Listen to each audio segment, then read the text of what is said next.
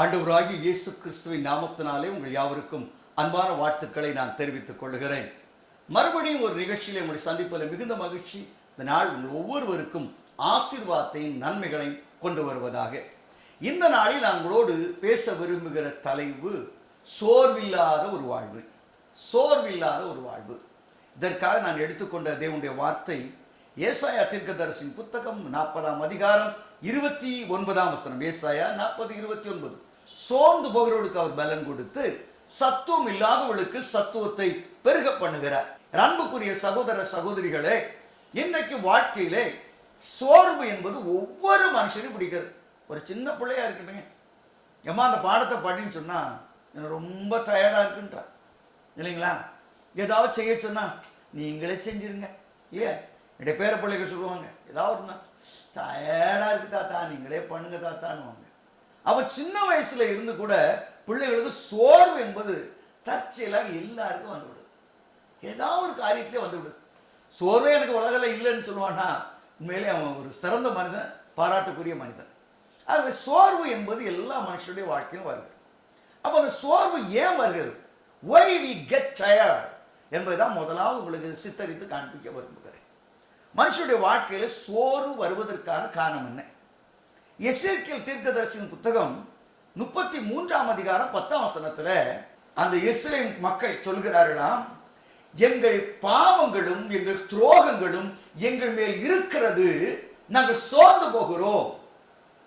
நல்லா கவனிங்க, எங்கள் துரோகங்களும் பாவங்களும் எங்கள் மேல் இருக்கிறது, நாங்கள் சோர்ந்து போகிறோம். why we get tired? because our sin. சங்கீதம் 40 சங்கீதம் 12ஆம் வசனம் தான் சொல்கிறது, எண்ணிலடங்கா தீமைகள் எண்ணிலடங்கா அக்கிரமங்கள் என்னை சூழ்ந்து கொண்டது, நான் சோர்ந்து போகிறேன் என்று சொல்லுகிறார். அப்போ வாழ்க்கையில பாவம் பெருகும்போது அவன் எவ்வளவு நல்ல மனுஷனா இருந்தாலும் அவனை அறியாமலே அவன் சோர்ந்து போறாங்க. இளையகுமாரன் தகப்பன் வீட்டில் இருக்கும்போது சந்தோஷமா இருந்தான். அப்பாட்ட எல்லா சொத்தையும் வாங்கிக்கிட்டு அப்பா வீட்டை விட்டு புறப்பட்டு போறான். புறப்பட்டு போன உடனே வேதவசனம் சொல்கிறது, அவன் தூர தேசத்திலே போய் அவன் எப்படி இருந்தானாம், குறைபட ஆரம்பி. ஏதாவது கிடைக்காதா? நிம்மதி இழந்தான், சமாதானத்தை இழந்தான், சந்தோஷத்தை இழந்தான், எல்லாவற்றையும் இழந்து விட்டான். வாழ்க்கையில சோர்வு அவனை பிடித்துக் கொள்கிறது. நண்பர்களே, வாழ்க்கையில பாவம் பிரவேசிக்கும் பொழுது எப்படிப்பட்ட பெரிய மனுஷனையும் கூட அமைதி காக்க வைக்கிறது. பாவம் எல்லா தீமைக்கும் வேறாக அஸ்திவாரமாக இருக்கிறது என்பதை மறந்து விடக்கூடாது. பாவம் ஒரு மனுஷனுடைய வாழ்க்கையில பிரவேசிக்கும் பொழுது ஏற்படுகிற விளைவு சோர்வு. எதுக்கெடுத்தாலும் சோர்வு. ஐயோ அப்படி ஆயிடுச்சு. தாவீது சொல்றாங்க சங்கீதம் 51, ஆண்டவரே ரட்சிய சந்தோஷத்தை எனக்கு திரும்ப தந்து உற்சாகமான ஆவி என்னை தாங்கும்படி செய்யும். அவன் சொல்லுகிறான், நான் சோர்ந்து போயிட்டேன்னு சொல்றான் இல்லையா? சங்கீதம் 32 சங்கீதக்காரன் சொல்றான், என் எலும்புகள் எல்லாம் உருக பண்ணுகிறது, என் பாவங்களை அக்கிரமங்கள் என்று சொல்லுகிறார். என் அன்புக்குரியவர்களே, இன்றைக்கு வாழ்க்கையில நீ சோர்வோடு இருக்கிறாயா? பாவத்தில் வாழும்போது கண்டிப்பா சோர்வு. ஒரு சின்ன அறிந்த காரியத்தை நான் சொல்றேனே, நான் கிராமத்தில் பிறந்தவங்க. எங்கள் ஊர் பக்கத்தில் ராதாபுரம்னு ஒரு ஊர் உண்டுங்க. அதில் அந்த காலத்தில் எப்படி இருக்கோ தெரியல, அந்த காலத்தில் டூரிங் டாக்கிஸ்ன்னு சொல்லுவாங்க, கொட்டாரத்தில் போட்டு நடத்துவாங்க. அப்போது அந்த சாயந்தர வேளையில் பார்த்தீங்கன்னா அந்த வீட்டில் இருந்து கிளம்புறம்மா ஏதாவது ஃபெஸ்டிவல் வரும்போது, அவங்க திருவிழாக்கள் வரும்போது, அவர் பவுடர்லாம் அந்த காலத்தில் அப்படி அடிச்சு கம்முன்னு அடிச்சுக்கிட்டு பூவெல்லாம் வாங்கி வச்சுக்கிட்டு, செவந்தி பூ அந்த பூவெல்லாம் வச்சுக்கிட்டு சிங்காரமாக பட்டு உடுத்தி போகிற மாதிரி போவாங்க. கூட்டமாக அவங்க திருவிழாக்கள் அவங்க காரிட்டில் எங்கே போய் நண்டி பலி செலுத்துறேன்னு சொன்னால் கொட்டைக்கு போய் அவ்வளோ மேக்கப்பாக போவாங்க. திரும்பி வரும்போது பார்த்தீங்கன்னா ஈவாண்ட மாதிரி ஐயோ நொந்து போய் அதுலேருந்து என்ன தெரியுது? ஒரு மாயை நம்பி போகிறவர்கள். அழகாக சொல்கிறான் அல்லவா யோனான், பொய்யான மாயை பின்பற்றுகிறவர்கள் தங்களுக்கு வருகிற கிருபை போக்கடிக்கிறான்னு யோனா சொல்கிறான். அவன் முகத்தை பார்த்தீங்கன்னா போகும்போது அவ்வளவு உச்சா, என் மாமி என் மச்சான் என் மைனி அப்படிலாம் சொல்லிட்டு போவாங்க. இப்போ மாமாவையும் காணும், மச்சானையும் காணும், ஒருத்தனையும் காணும். ஏன்? பாவம் பாவம் பாவம் விளையாடும் பொழுது. ஆனால் பைபிள் சொல்லுது, பாவிகள் நயங்காட்டினால் சம்மதியாதே என்று நீதிபதி சொல்லுது. பாவி விசுவாசினா அப்படியே ஆடி ஆடி காமிப்பான், நான் தான் நல்லவன் சிறந்தவன் அப்படி காமிப்பான். அந்த நாயில் நிறைய பேர் மறங்கி போயிடறாங்க, மயங்கி விழுந்துறாங்க. ஐயோ, வாழ்க்கையில முடிவு என்ன? எல்லாவற்றையும் இழந்து இளையகுமாரன் இழந்தது போல நிம்மதி, சமாதானம், சந்தோஷம் எல்லாவற்றையும் இழந்து நடுத்தருவிலே வந்து விடுகிறார்.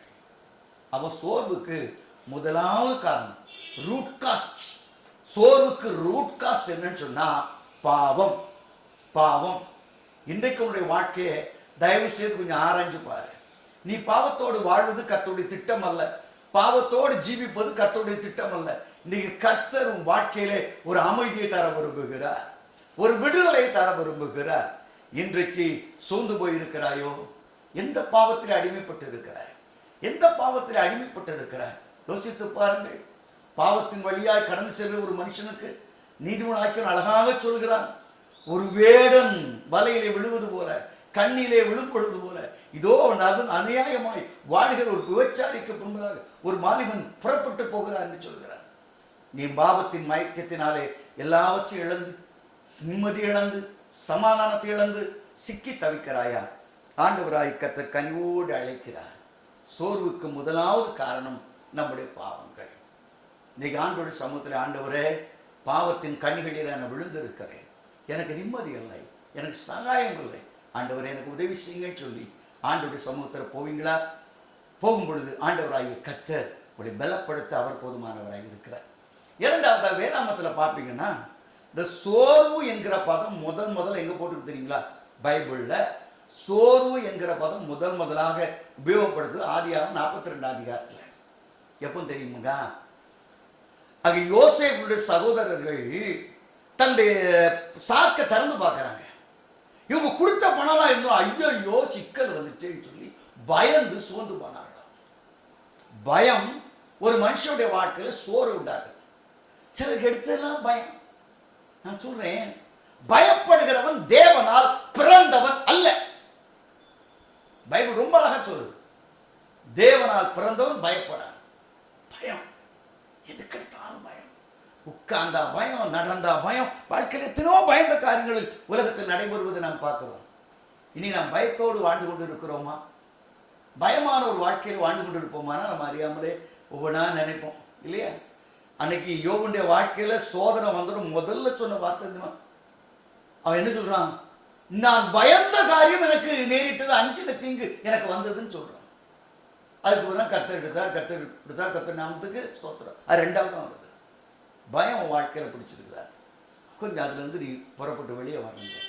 உன் எதிர்காலத்தை குறித்து, உன்னுடைய வியாதிகளை குறித்து, உன்னுடைய பலவிதமான இக்கட்டுகளை குறித்து ஒரு பயம் உனக்குள்ள இருக்குமானால், இந்த பயம் என்ன செய்யும் தெரியுமா? எப்பவுமே இல்லாதது இருக்கிறது போல சிந்திக்க வைக்கும். பல வருஷங்களுக்கு முன்பதாக ஒரு பாளையங்கோட்டையில் ஒரு பிரசித்தி பெற்ற ஒரு டாக்டர் உண்டு. இப்பொழுது பெரிய டாக்டர். அப்படி ஆரம்ப கட்டம் பாருங்க. அவருடைய கிளினிக்கு நான் நட்பு முறையில் அடிக்கடி என்னை சந்திப்பது உண்டு. அப்படி போகும்போது நான் அடுத்த ரூமில் உட்காந்துருந்தேன். ஒரு முன்னாடி ஒரு ரூம், அதில் நோயாளி வராங்க. அப்போ ஒரு நோயாளி வர முன்னாடி என்னை கொஞ்சம் கூப்பிட்டார், அன்னை கொஞ்சம் வாங்க, ஒரு வித்தியாசமான ஒரு கேஸ் என்னன்னு கேட்டேன். நான் பாருங்க, ரிப்போர்ட்டை பாருங்க, ஹார்ட் சரியா இருக்குது, இது சரியா இருக்குது, எம்ஆர்ஐ ஸ்கேன் சரியா இருக்குது. ஆனால் இந்த அம்மா உட்கார்ந்தோன்னா எப்படி பேசணும்னு பாருங்க அப்படின்னு. அந்த அம்மா வந்து உட்காந்துச்சு. வந்து உட்கார்ந்து அந்த பக்கம் தெரியாம நானும் உட்கார்ந்துருந்தேன். ஐயா, மூச்சு விட முடியல ஐயா, மூச்சு அடைக்குது, பட்ட பட படம் நெஞ்சு அடிக்குது. நல்லா பாருங்க ஐயா, எனக்கு ஏதோ ஒரு வியாதி வந்திருக்கு. அவர் சொன்னார், அம்மா உங்க ஹார்ட்டை பாருங்க, உங்க எம்ஆர்ஐ பாருங்க, எல்லாத்தையும் பாருங்க. என்னையா இருக்கு? உங்க ரத்த பரிசோதனை இல்லை, உங்க யூரின் செக் பண்ணல, உங்க மோஷனை செக் பண்ணல, உங்க எம்ஆர்ஐல பார்த்ததுல ஒண்ணுமே இல்லை. இப்போ உங்களுக்கு ஒரு ஆவி பிடிச்சிருக்கு. என்னன்னா, நீங்கள் திரும்பவும் பயப்படுவதற்கு அடிமைத்தனத்தின் ஆவி இது வந்துருச்சுன்னா ஆட்டோமேட்டிக்கலா சோர்வுது. நம்மளால என்னங்க பண்ண முடியும்? நம்ம கை வராதுங்க, நம்ம காது வராதுங்க, காது போனதுதான் என்னெல்லாம் பேச ஆரம்பிச்சிருவாங்க. எப்படி நம்ம புலம்புறோமா? சில நேரத்தில் வாழ்க்கையில இக்கட்டான நிலைமைகள் வரும் பொழுது நிறைய பரிசுத்தவான்கள் கூட அப்படிப்பட்ட டிசிஷன் எடுத்துறாங்க. நீங்க 1 சாமுவேல் 27 அதிகாரத்தை பாருங்க. தாவீது ஆள பிறந்தவன். ஆண்டவரால் ஆடுகளை மயக்கரும் பிடிச்சி எடுத்து வந்து எண்ணெய் ஊற்றி அபிஷேகம் பண்ணி நீதாண்டா அந்த நாட்டுக்கு ராஜான்றார்.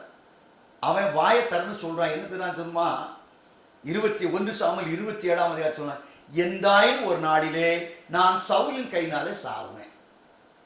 என்னையா, இதே சவுல் விரட்டிட்டு வரும்போது அவன் பேசுறான் பாருங்க. சங்கீதம் 27:13 ஜீவனும் நானோ ஜீவனுள்ளோ தேசத்திலே கர்த்தருடைய நன்மையை காண்பேன்.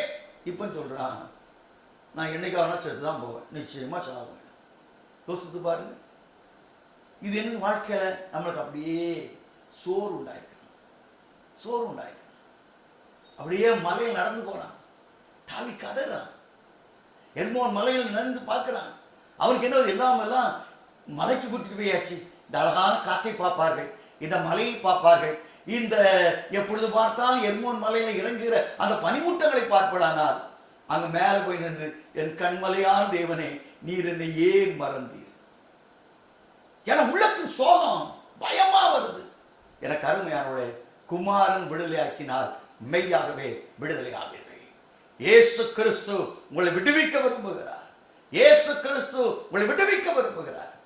பயத்துக்கு இடம் கொடுத்த உடனே சங்கீதம் 39 சங்கீதக்காரன் சொல்கிறான், பொல்லாதவன் எனக்கு முன்பதாக இருக்கும் வரைக்கும் என் வாயை கடிவாளத்தினால் அடக்கி வைப்பேன், நலமானதையும் பேச மாட்டேன், ஊமையனாகி மௌனமாய் இருப்பேன். அடுத்த வசனம், ஆனாலும் என் துக்கம் அதிகரித்தது. இன்னொரு வசனத்தை மொழிபெயர்ப்பு சொல்கிறது, ஆனாலும் என் உடம்பின் பதஷ்டங்கள் அல்லது சலிப்புகள் மேலோங்கி நின்றது.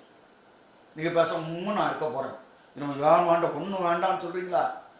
அன்பானவர்களே, ஆண்டவராகிய கர்த்தர் உங்களை விடுவிக்க விரும்புகிறார். மனமகிழ்ச்சியா இருப்பதே நமக்கு பலன் என்று நெகேமியா அழகாக சொல்லுகிறார். இன்னைக்கு நீ மனமகிழ்ச்சியா இருக்க முடியுமா? சந்தோஷமா இருக்க முடியுமா? அன்னைக்கு பவுலின் சில அநேக அடிகள் அடித்து எவ்வளவு பேரத்து பாருங்க, ரணக்காயனா. ஆனா சிறைச்சாலை உட்கார்ந்து துதிச்சுக்கிட்டு இருக்காங்க. எதுன்னு சொன்னா அவங்க ரத்தத்தை பார்த்து அழ விரும்பல, அதுக்கு மேல துதிச்சு கர்த்தரை மகிமைப்படுத்தி பலன் பெற்றுக்கொள்ள விரும்புறாங்க. பயத்தை கொண்டு வருவதுதான். நம்ம ஆண்டவராகிய இயேசு கிறிஸ்துவை நம்முடைய முன்மாதிரியாக எடுத்துக்கொள்ளுங்களேன். எபிரேயர் 12 ரொம்ப அழகா சொல்லுதுங்க. தனக்கு முன்பதாக வைக்கப்பட்டிருக்கிற சந்தோஷத்தின் பொருட்டு அவமானத்தை எண்ணாமல், ஆத்துமாவிலே இளைப்படையாமல் அவர் என்ன செய்தாராம்? அந்த உபத்திரவத்தை அவர் சகித்தார் என்று எழுதப்பட்டது. தமக்கு முன்பதாக இருந்த சந்தோஷத்தின் பொருட்டு தன் ஆத்மாவின் வருத்தத்தை சோர்வை எண்ணாமல், சோர்வடையாமல் அவர் அதை சகித்தார் என்று எபிரேயர் 12 2-3 வசனங்கள் சொல்கிறது. இன்றைக்கு உங்கள் வாழ்க்கையிலே சோர்வுடைய ஒருவேளை பயம் காரணமாயிருக்கலாம். பயம் உங்கள் வாழ்க்கையிலே சோர்வான ஒரு நிலைமைக்கு கொண்டு வருகிறது. நான் சொல்றேன், இந்த பயம், கவலை, இதுக்கெல்லாம் கடைசியை கொடுக்க போற ப்ரமோஷன் நரகம், நரகம். இன்னைக்கு அதுல இருந்து வெளியே வாங்க தேவனுடைய பிள்ளைகள். ஆகவே பைபிள் அடிக்கடி சொல்றது, பயப்படாதே, பயப்படாதே, பயப்படாதே, பயப்படாதே. நீ அதுல இருந்து வெளியே வரணும், இல்லைங்களா? யோசித்து பாருங்க, அது வெளியே வரணும். அப்போ சோர்வுக்கு முதலாவது காரணம் பாவம், இரண்டாவது காரணம் பயம், மூணாவது என்னன்னு சொன்னா அவனுடைய வாழ்க்கையில என்னதான் பைபிள் வாசித்தாலும், என்னதான் பைபிள் படித்தாலும் இன்னொரு இடத்துக்கு முக்கியத்துவம் கொடுக்குறாங்க. நீங்க யோசுவா 2 யோசுவா 5 யோசித்து பாருங்க. இல்லையா? அந்த விபச்சார பெண்ணாகிய அவர் ரொம்ப அழகான ஸ்டேட்மெண்ட் கொடுக்குறாங்க. என்ன கொடுக்குறாங்க தெரியுமா? அங்கு ராகா பேசி சொல்றா, நீங்க செங்கடலாம் தாண்டி வந்தீங்க பாத்தீங்களா, அந்த நியூஸை கேள்விப்பட்ட உடனே நாங்க கோட்டை, எரிய கோட்டை, பெரிய கோட்டை கடிச்சிருக்கோம். ஆனா அவ்வளவு பேருக்கும் கலக்க வந்து அப்படி கலக்க பிடிச்சி திகில் பிடிச்சி 5 பார்க்கும் பொழுது எங்க அப்படி கேட்ட அநேக மக்களும் சோர்வடைந்தார்கள். எப்பவுமே அடுத்தவங்களை பார்த்து அல்லது அடுத்தவங்க வார்த்தையை கேட்டோம்னா ஆட்டோமேட்டிக்கலா நமக்கு சோறு கொடுங்க. புரியுதுங்களா? நிறைய பேர் ஆண்டவுடைய வார்த்தையோட மற்றவங்க கேட்பாங்க. இல்லை, இப்போ என்னன்னு சொன்னா அந்த யூடியூப்ல சர்க்கரையை குறைப்பது எப்படி அது 10 பேர் சொல்றாங்க. ஒருத்தர் நவல் பழம் சாப்பிடணும், ஒருத்தர் சாப்பிடாத சத்துருவான்றான். யானை பார்த்து எனக்கு கொஞ்சம் சுகர் உண்டுங்க, ஒத்துக்கணும். ஆனால் கர்த்தருடைய கிருபையினார், அவருடைய கிருபை எனக்கு போதுமானது. ஒரு நாள் வாசித்தேன், ஒருத்தன் சொல்றான் அப்படி நம்ம பழத்தை அப்படி கட்டி அப்படி வெட்டி சாப்பிட, அடுத்த சாப்பிடா செத்துருவான்றான். இவன் பேச்சை கட்டினா நான் என்ன யோசித்து பாருங்க. இன்னைக்கு வாழ்க்கையில் அநேகர் தங்களுடைய வார்த்தையை விட மற்ற what the people talking about him, மக்கள் என்ன சொல்றாங்க ஒப்பீனியனை கேட்கிறாங்க. பெரிய தீர்க்கதரிசிங்க பைபிளை கலக்க ஒன்னு மேன் ஆர்மி தெரியுமா, ஒரே மனுஷன் 450 பாகால் தீர்க்கதரிசி சவால் விடுறான், பண்ணிப்பாடா உங்க ஆண்டவர் கூப்பிடுறான்றான், நல்லா துள்ளு நல்லா குதி, என்ன மண்மா நானும் உன்னை குதிக்க சொல்லித்தானே, இப்படி டான்ஸ் ஆடு அப்படி டான்ஸ் ஆடு. நம்ம ஆளுங்க ஆடுறாங்க பார்த்தீங்களா, அதை மாதிரி ராக்கன் ராக்கெல்லாம் ஆடுறான், குதிக்கிறான், கர்த்தர் வந்துட்டான்றான். பாருங்க. ஆனா அங்க ஆண்டவர் வரல. ஆனா ஒரே மனிதா இருந்து அக்கினால் பதில் கொடுக்கிற தேவனே வல்லமை உள்ளவர் என்று நிரூபித்தவன் எலியா. எல்லாம் முடிஞ்சிச்சு. 10ஆம் அதிகாரத்துக்கு வரும்போது அவன் மெதுவாக கேட்குறான், மகனே பெரிய அற்புதங்கள்லாம் செஞ்சாச்சு, மழையும் வருஷிக்க பண்ணியாச்சு, வாட் இஸ் நெக்ஸ்ட்? அவன் வேலைக்காரனா சொல்கிறாங்க, ஏசபேல் இருக்காள அவன் என்ன சொல்கிறா, 450 தீர்க்கதரிசி கொண்டுட்டியா, அதான் பெரிய ப்ராப்ளம், அதனால உன் தலையெடுக்காம நான் நிம்மதியாக இருக்க முடியாதுன்னு சொல்லி ஏசபேல் சொல்லிட்டான். யார் சொன்னது? 450 தீர்க்கதரிசிகளை வெட்டி கொள்ளும்போது அவனுக்கு பயம் இல்லை. 450 தீர்க்கதரிசிக்கு முன்பாக கர்த்தரே தேவன் என்று நிரூபிக்க போறேன்னு சொல்லும்போது அவனுக்கு பயம் வரல. ஆனா ஆற்றால் ஒரு பெண், ஏசபேல் என்கிற ஒரு பெண் தன்னை பற்றி அவள் சொல்கிறார், உன் தலை எடுப்பேன்னு சொல்லி. இதுக்காக நம்ம எலியா தீர்க்கதரிசி ஓடுகிறான் ஓடுகிறான் ஓடுகிறான், வாழ்க்கையின் ஓரத்துக்கே ஓடி ஒரு முச்செடி கீழே தலை வைத்துக் கொண்டு, போதும் கர்த்தாவே என் ஆத்துமாவை எடுத்துக் கொள்ளும். ரொம்ப நல்லா இருக்குல்ல டைலாக், ரொம்ப நல்லா இருக்குல்ல. ஆண்டு உண்மை சொல்லலை, நேரத்தை தட்டி தட்டி எழுப்பி சாப்பாடு மட்டும் கொடுக்கும். முதல்ல அதான் எப்பவும் ஆண்டு இப்படிப்பட்ட கேஸில் விட்டுருவார். நல்லா சாப்பாடு வேலைக்கு வேலை, மணி அடிச்சாச்சோறு மாமியார் வீடுன மாதிரி சாப்பாடு விட்டு தின்னுக்கிட்டே இருக்கிறான், நல்லா சாப்பிட்டுட்டே இருக்கான், நல்லா சாப்பிட்றான், என்ன சாப்பிட்றான் என்ன சாப்பிட்றான். அதுக்கு ஒரு ஆண்டவர் கேட்குறாரு, எலியாவே உனக்கு என்ன நேர்ந்தது? What happen to you? என்ன நேர்ந்தது? அவன் சொல்றான், என் தலை நான் பாண்டவரே உமக்கு பக்தி வைராக்கியமான வாழ்ந்தனே, என் தலை எடுக்கணும்னு சொல்றாங்களே. அவர் சொல்லுகிறார், இதுக்காகவா நீ பயப்படுற? பாகாலுக்கு பயப்படாத எத்தனையோ மக்கள் இருக்கிறார்கள், நீ ஒருவன் மாத்திரம் சொல்லாதே, நீ போக வேண்டிய தூரம் வெகு தூரம். இன்றைக்கு நான் கேப்டன் வீரவசனம் பேசினவனே, ஆண்டவருக்காக நிற்பேன் என்று சொன்னவனே, என்னவானாலும் ஆண்டவருக்காக வாழ்வேன் என்று சொன்னாயே, மரணமே உன் குரங்கே பாதாளமே என் ஜெயமுங்கேன்னு சொன்னவனே, இந்த தலைவலிக்கு ஏன் உட்காந்து அழுதுகிட்டு இருக்கிற?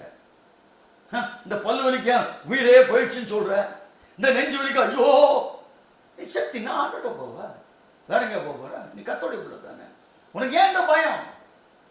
எதிர்மறையான சத்தங்களை கேட்கிற, அவங்க சொல்லிட்டாங்களே இவங்க சொல்லிட்டாங்களே இவங்க பண்ணிட்டாங்களே, இதை கேட்டீங்கன்னா உங்க வாழ்க்கையில சோறு ஆட்டோமேட்டிக்காக வந்துடும். இந்த மக்கள் என்னை பற்றி என்ன சொல்றாங்க, இந்த ஊர் வந்துங்க எப்பவுமே ஒரு பக்கம் நம்மளை பொல்லான்னு சொல்லுவோம், அடுத்த நிமிஷம் அப்படியே மாறிடுவோம் தெரியுமா? பார்த்துருக்கீங்களா? ஒரு இடத்துல நீ பார்த்தீங்கன்னா பொல்லாதவன்னு சொல்கிறோம், அடுத்த நேரம் வேறு சிந்தியாக மாறிடுவான். நீங்கள் பைபிளில் வாசித்தீங்கன்னா அந்த அருமையாக அப்போஸ்தலர் நடவடிக்கையில் ரொம்ப அழகாக சொல்லியிருக்குங்க. 24 அதிகாரத்துக்கு வரும்போது மெலித்தா தீவுக்கு போகும்போது விரியம்பாம்பு கடிச்சோன்னு எல்லாம் சொன்னோம், இவனை போல மோசமாக அந்த உலகத்தில் எவனுமே இருக்க முடியாது. கடலுக்கு தப்புனா ஆனால் பாம்புக்கு தப்ப முடியல, பார்த்தீங்களா? கொன்னுட்டுங்க அப்படி சொன்னாங்க. ஆனால் சாகாமல் இருக்கும்போது கொஞ்சம் பார்த்துட்டு இதே ஆளுங்க யார் அவனை குறை சொன்னாங்களோ, யார் அற்பமாக பேசினாங்களோ அதே ஆத்துமாக்கள் வேறு சிந்தியாகி இவன் மனுஷனே கிடையாதுப்பா, இவன் கடவுள் அப்படின்னாங்க. இதான் உலகம். நீ தாண்டி போயிருக்கும் போது உனக்கு குறை சொல்லிக்கிட்டே இருப்பான், உருப்படாதவன் நீ உனக்கு பின்னாடி வந்தவனா எவ்வளவு பெரிய ஆள் ஆயிட்டான் பாருன்னுவான். நீங்க முன்னாடி வந்துட்டீங்கன்னா, நான் அன்னைக்கே கர்த்தருக்கு தரிசனம் கொடுத்தாருல பிரதர் இப்படிலாம் ஆவான்னு எனக்கு தெரியும். ஆமாயா வா வா, 40 ஆண்டு கால ஊழியத்தை இப்படி நிறைய பேரை நான் பார்த்துருக்கிறேன். யோசித்து பாருங்க, கஷ்டங்கள் வரும்பொழுது தொல்லைகள் வரும்பொழுது என்ன பேச்சு பேசுவாங்க. ஆனால் நாம் ஆசீர்வாதமான நிலைமைக்கு வரும்பொழுது மேன்மைக்கு வரும்பொழுது அதே வாய்களை வாயார புகழ்ந்து நம்மை பரவசம் அடைய வைப்பார்கள். இதான் உலகம். இன்னைக்கு மனுஷங்க சொல்லிட்டாங்கன்னு சொல்லி என் மாமியார் இப்படி பேசிட்டாங்க, என் மாமனார் இப்படி பேசிட்டாங்க, என் அத்தனார் இப்படி பேசிட்டாங்க, என்னெல்லாம் வருத்தப்படுறீங்களா? அதை தூக்கி ஒரு புறமாக வைங்க. யோபு சொல்லுகிறான், நீங்க பேசாம, நண்பர்களுக்கு சொல்றான், நீங்க பேசாம இருங்க. எனக்கு சாட்சி இடுகிறவர் பரலோகத்தில் இருக்கிறார், அவருடைய சாட்சி மெய் என்று நான் அறிந்திருக்கிறேன். Praise the Lord. உங்களுக்கும் எனக்கும் சாட்சி இடுகிறவர் பரலோகத்தில் இருக்கிறார். Is great. அவருடைய சாட்சி தான் மெய்யான சாட்சி. இன்னைக்கு உங்க வாழ்க்கையில மற்றவங்க சொன்ன வார்த்தையை தூக்கி வச்சுக்கிட்டு பெருசா என்னாதீங்க. ஆண்டு கேட்கிற, என்னப்பா நடந்துது? 450 தீர்க்கதரிசி அதே வல்லமையோடு தானே நான் இருக்கிறேன். ஆண்டவர் இருக்கிறவராகத்தான் இருக்கிறார். அவரால் முடியும், அவரால் முடியும். உன் வாழ்க்கை மாற்றி வைக்க முடியும். நீ மற்றவங்க சொல்றதை கேட்டு ஏன்பா சோர்ந்து போகணும்? உலகத்தில் 1000 சொல்லலாம், 1000 விதமான பற்றி பேசலாம். ஆனால் நாள் ஒன்று வரும், கர்த்தர் உன்னோடு இருக்கும் பொழுது, தேவ பிரசனம் உன்னோடு இருக்கும் பொழுது, நீ எல்லாவற்றுக்கும் மேலாக நீ உயர்த்தப்படுவாய். மேலான நிலைமைக்கு நீ கடந்து வருவாய். ஆகவே என் அன்புக்குரியவர்களே, 3வது சோர்வுக்கு காரணம் மற்ற மக்கள் சொல்லுகின்ற வார்த்தைகளுக்கு முதலிடம் கொடுத்து நாம் வாழும் பொழுது ஒரு சோர்வான நிலைமைக்கு தள்ளப்படுகிறோம். அவன் சோர்வுக்கு காரணம் என்ன? பாவம். சோர்வுக்கு என்ன காரணம்? பயம். சோர்வுக்கு என்ன காரணம்? ஆண்டோடைய வார்த்தையை கேட்காம மற்றவனுடைய வார்த்தைகளை காட்டினா அது சோர்வு வரும் இல்லையா? மனுஷனுக்கு பயப்படுற பயம் கண்ணியை வரவழைக்குமா? ஆனால் ஜாக்கிரதையா இருங்க. மனுஷங்க ஜாதா போட ஒருக்க தூட்டுவாங்க, ஒருக்க அவங்க பேசுவாங்க. தயவுசெய்து இடம் கொடுத்துறாங்க. இறுதியாக ஒன்றை சொல்லி நான் முடிக்க விரும்புகிறேன். நீங்கள் யோபின் புஸ்தகம் 19 அதிகாரத்தை நீங்கள் வாசித்திருக்கலாம். அதில் 25 வசனம் ரொம்ப சாட்சியா சொல்லுவார், என் மீட்பர் உயிரோடு இருக்கிறார். பிரைஸ் தி லார்ட், ஹல்லேலூயா. குதிக்கணும் போல இருக்குது. அதுக்கு பிறகு அப்படியே நம்ம பிரதர் அந்த அந்த இது பாருங்க, ரிதம் அப்படியே டம்போ கொஞ்சம் கொஞ்சமாக குறைஞ்சிக்கிட்டு சொல்லுவார், என் தோல் முதலான அழுகினாலும் அந்நிய கண்களினால் அல்ல, அவரே நான் காண்பேன், என் சொந்த கண்களினால் காண்பேன். அடுத்த வசனம், இந்த வாஞ்சியினாலே என் இருதயம் எனக்குள்ளே சோர்ந்து போகிறது. இல்லை, அந்த பாடல் என் மீட்பர் உயிரோடு இருக்கையில் எனக்கு என்ன குறை உண்டு சொல் மகனமே, இந்த பாட்டெல்லாம் நீ கேட்டிருக்கணும். நம்ம மாவட்டங்களில் பிரபலமான ஒரு மனுஷன் இருந்தான், மாபெரும் வீரன், காசி ஜம்புலிங்கம் என்று சொல்லி. அது அருமையான டோனாவில் உள்ள எம்ஏ காரல் மைக்கேல் அம்மையார் அவர் சந்திக்கிறாங்க, ஆண்டவர் பற்றி சொல்கிறாங்க. அப்போ அவங்க பயந்து கொண்டு இருப்பேப்பா, நீ முதல்ல போய் போலீஸ்கிட்ட சரணாகதி எடை, நான் உன்கிட்ட பேசிட்டேன், உன்னை அடிக்க மாட்டாங்க, அதுக்கு பிறகு அவங்க ஜெயிலில் போடுவாங்க, அதுக்கு பிறகு நான் விடுதலை செய்வோம் அப்படின்னு சொன்னாங்க. ஏம்மா சரணடைஞ்சு தான் ஆகணுமா? நீ செஞ்ச தப்புப்பா, நிறைய காரியம் பண்ணியிருக்க, நீ போலீஸ்கிட்ட போய் நியாயமான தீர்ப்பு வந்த பிறகு நீ நல்லவன் நிரூபிப்பாங்க. சரின்னு சொல்லி 2 பேரும் கலெக்டர் தான் ஒன்று அவனும் பொது மன்னிப்பு கொடுத்தானோ இவங்க போய் சரணடைஞ்சாங்க. ஆனால் 2 பேரையும் பிடிச்சி சங்கிலியில் கட்டி பாளையங்கோட்டில் தெருவாக இழுத்துட்டு வராங்க. இதை கேள்விப்பட்டு இந்த காரில் மேய்க்கிற அம்மாவுக்கு நெஞ்சமே உடைஞ்சு போச்சு, கை காலெல்லாம் ரணக்காயம்.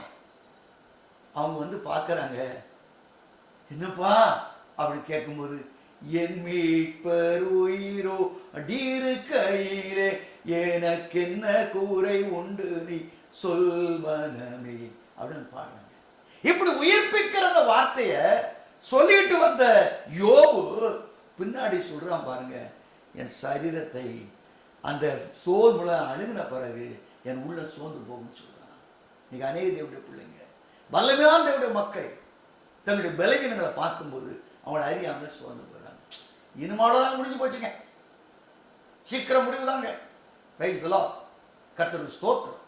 இன்றைக்கு ஆண்டவராய் கர்த்தர் உன்னோடு இடைபடுகிறார், உன்னோடு பேசுகிறார். அவருடைய சத்தம் உன்னை தேடி வருகிறது. உன் வாழ்க்கை முடிவுக்கு ஆண்டவர் அழைக்கல. ஆண்டவராய் கர்த்தர் வேதத்தை அழகாக சொல்லியிருக்கிறார் அல்லவா? 2 கொரிந்தியர் 12ஆம் அதிகாரத்தில் தாசனாகிய பவுல் சொல்கிறார், எனக்கு ஒரு சரீரத்தில் ஒரு முள் இருக்குது, அது என்னை விட்டு நீங்க வேண்டும் சொல்லி ரொம்ப பாரத்தோடு ஜெபிக்கிறார். ஆண்டவர் ஒரே ஒரு வார்த்தை, என் கிருபை உனக்கு போதும், உன் பலவீனத்திலே என் பலன் பூரணமாய் விளங்கும். அதை அப்படியே பிடிச்சிக்கிட்டார். ஆண்டவர் சொல்லிட்டார், அவள் சொன்னதான் சொல்லி அதுக்கு ஒரு எங்கேயாவது போய், எப்பா நான் ரொம்ப பலவீனமாக இருக்கேன், அதனால் கடலில் தூக்கி போடாதீங்கப்பா, நான் செத்துருவேன். இரவு வேளையில் கூட அந்த மத்திய தரைக்கடலில், அந்த குழி நிறைந்த அந்த தரைக்கடலில் நைட் ஃபுல்லாக கிடக்கணும், ஃப்ரீஸ் ஆகலை. அவருக்கு ஒரு பெரிய தலைவலி வரல, காய்ச்சல் வரல, மண்டவலி வரல. எத்தனையோ பாடுகள், எத்தனையோ பிரச்சனைகள், எத்தனையோ அடிகள், வேதனைகள். சில இடங்கள் அடித்து இன்னும் உயிரோட வர முடியான்னு சொல்லி தூக்கி போட்டு போயிடுவாங்க. அப்படிலாம் பவுலுக்கு நடந்திருக்கு. என் கிருபை உனக்கு போதும். Price the Lord. அவருடைய கிருபையில் நம்பிக்கையாக இருக்கும். பலவீனத்தை பற்றி பேசுறது பதிலாக கிருபையை கொஞ்சம் தியானிச்சு பாருங்க. எவ்வளவு பெரிய கிருபை.